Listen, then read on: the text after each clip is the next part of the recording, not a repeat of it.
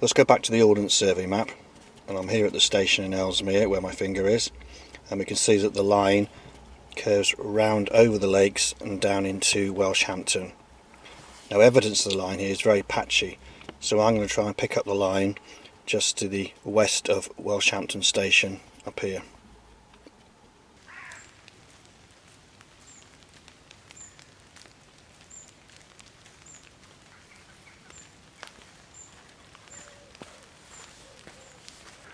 I'm now about half a mile from Welshampton, and you can see that the track bed's well marked here. This is the scene looking west back to Ellesmere, and looking east towards Whitchurch we can just see the start of the bridge there. Well, I've reached that point that I looked at on the map. It was about half a mile from Welshampton station, and I suspected there was a bridge there, and I think I'm right.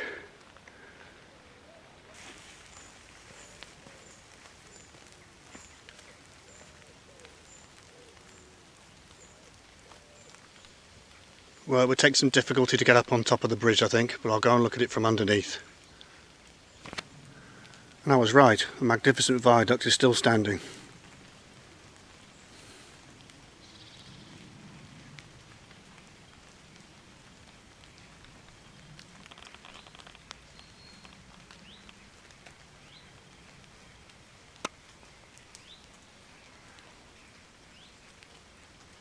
Well, I've got a few pictures of Welshampton station.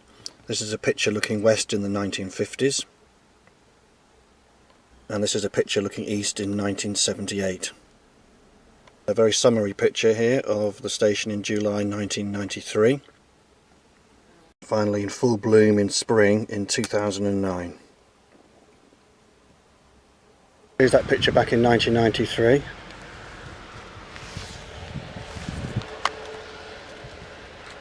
And it looks very similar today.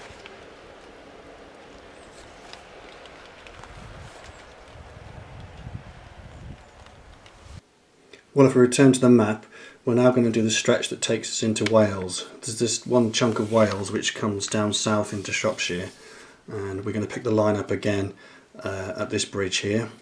And then actually here on the border, there's actually a bridge that crossed the border on the road there, and we'll go and see what's remaining of that.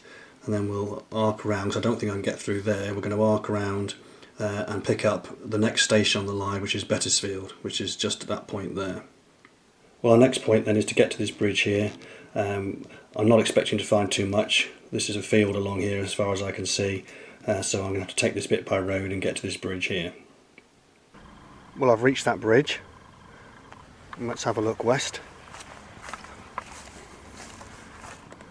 And as the map suggested, it's pretty hard to see the course of the line. You can just about see it there, and that ridge that comes down towards the bridge here.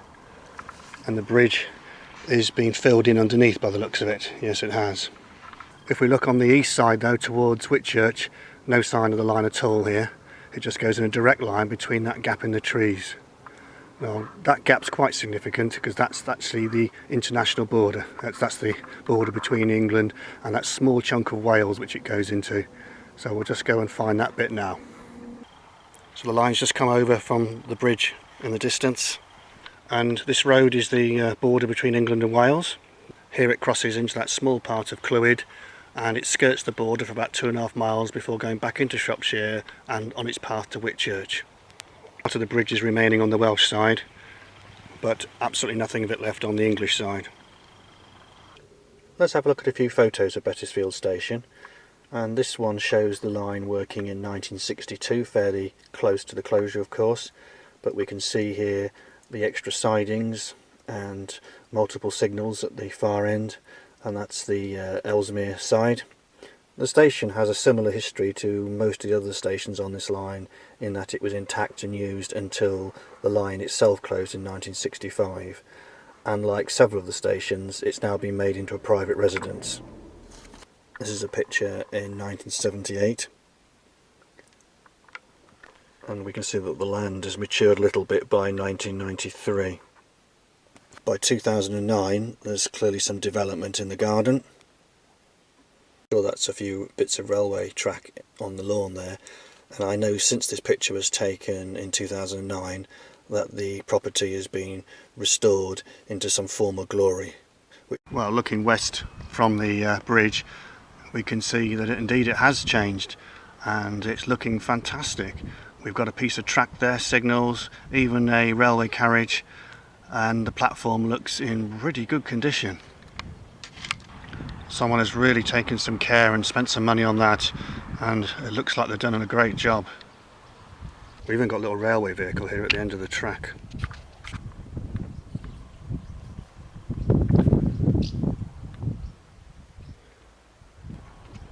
And at the end of the station, if I look west, we can see where the track came from Welshampton.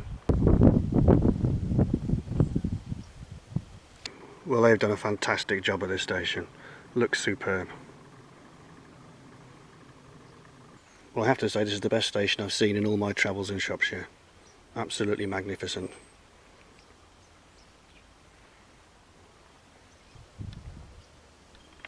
Here I am virtually on the track, looking west, just to the east of Bettisfield station. If we turn and face the east, we can see the track going under the viaduct, which I was just standing on, and on its way through that small part of Wales towards Fenn's bank. So let's just go back to the map, and we're here. Here's Bettisfield station. You can see the Welsh border here. This is that little bit that sticks into England and comes out again up here. And so this bit here, there's Fenn's bank, and we're going to come from Bettisfield down here up this track, which sort of follows the southern part of the border to Fenn's bank. From here it then goes on up to Whitchurch.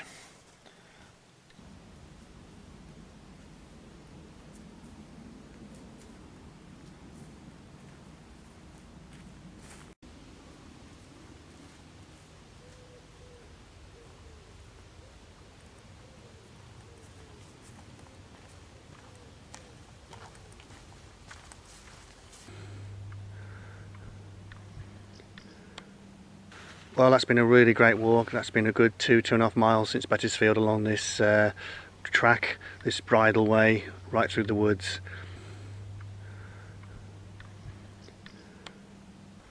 Well, as I look towards the lakes then, I've got to try and find how we get past these lakes and up to Fenn's Bank station.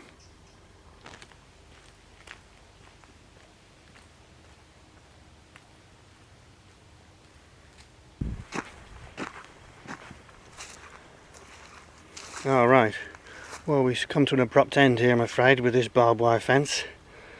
Trains might have got through here in the last century, but I'm afraid in the 21st century pedestrians are not going to. Well, you can clearly see the line ahead going towards Fenn's Bank, and we've got the one lake on the one side and the other lake on the other side. The railway line, of course, going straight down through the middle in between them.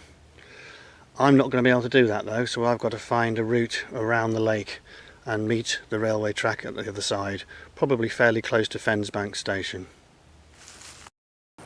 Well, I've managed to navigate myself around to the other side of the lake, back into the brightness, and this is Fenn's Bank. This road here is the bridge across the line. It all looks very different from the times when the line was working. There's Fenn's Bank station in the distance. And then we've got the sheds next to it on the line going eastwards towards Whitchurch. If I come a bit further back we can get more of a sideways view of it. Hard to get a real clear view because of the hedge up on the bank there on the old bridge. We've got a picture of Fenn's Bank station here just in the later days of the working, and this is looking eastwards towards Whitchurch. This photo is the station in 1978.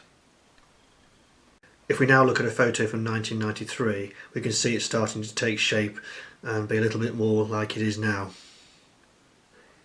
By 2009 we can see conservatory has been added onto the platform side of the station building. I've just come round to the east side and you can see the station on the right there and the bridge in front. And I'm standing on the track here. Well, if I go back now to this picture of Fenn's Bank station, taken in the 1950s, we can see how much it's changed, because I'm standing basically where this camera is taking this picture now. So the track comes along out of the station here, goes eastwards through those woods there, and the border back into Shropshire and England is just the other side of those trees. Well, we're just on the outskirts of Whitchurch now. And if you listen in the distance, you can hear the bypass, and the old line now crosses underneath that bypass and into Whitchurch itself.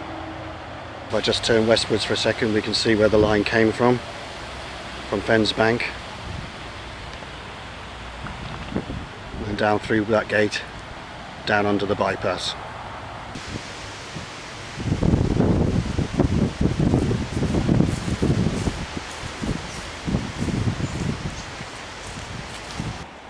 Well, as we enter Whitchurch, you can see that the old railway has been turned into a nice pathway, a nice straight one at that. And we come in past Whitchurch Cricket Club, and the pathway continues through Whitchurch right up to the station. We have a picture here of Whitchurch Station from 1954, showing a very busy scene. We can see the island platforms in operation, and on the left side we've probably got a train on the Cambrian line which has come up from Oswestry, whereas on the right hand side we've probably got a train that's doing a working to Chester. Well, if we look now at this picture from 1978, we can still see the island platform being used, with the track going down the right hand side. However, if we come to 1993, in this picture we can see the island platform line has been abandoned and we're down to 2 platforms. Well, this is Whitchurch Station today, looking north. The 2 island platforms have just become the 2 platforms of today, but you can actually see still on the right hand side the edge of the platform on the right hand side island. So see on the left hand side the growth and the greenery which would have been the other side of this island platform on the left hand side. Junction was down there in the distance before that very distant bridge. And if we look back again at that picture from 1978, you'll see one of the big differences, apart from the lack of use of island platforms, is the lack of buildings now. Station buildings have all gone, and it's a very basic station compared with what it used to be in its heyday. Well, the demise and closure of this line was very sad. It left a great big hole in terms of traffic coming from Lancashire down to central Wales. One of the great things about this line was serving Lancashire and that northern area down in through mid Wales down to Aberystwyth. With this line closing, traffic was often diverted down to Shrewsbury through Welshpool and that way to Aberystwyth. So the closure of this line really did leave that hole in the railway map, and very sad to see that happen, I'm afraid. One of the big ironies though of the history of this line is that it's best remembered for a particular train that came from Lancashire going down to mid Wales. There was a train that had a brake van which was known not to be working very well, and unfortunately the train derailed at Welshampton and 11 people were killed, and this was in 1897. No one really is sure who's to blame for that. At the time of the accident, the railway company were pretty keen to blame the rail operator, saying that the coach van, the brake van was faulty. They already knew about it and they should have replaced it, but the train company blamed the Cambrian Rail because they said that the track was poor at Welshampton where it came off the line and should have been repaired. The inspectorate decided that it was the fault of the railway company for not replacing the track properly. They said the track was faulty at Welshampton and this caused a derailment which caused so many people to die. However, the local railway people disputed this and continued to dispute it, saying it was actually the fault of the train company because the brake van was faulty. They knew it was faulty and they didn't get it fixed. So the jury's still out on that one, who was to blame. The other thing that the jury's out on is whether the line should have closed, because it served such an important route. People felt the line should have been kept open, but sadly Dr. Beechin had his way, and since 1965 we've lost that northeast mid Wales route, probably forever.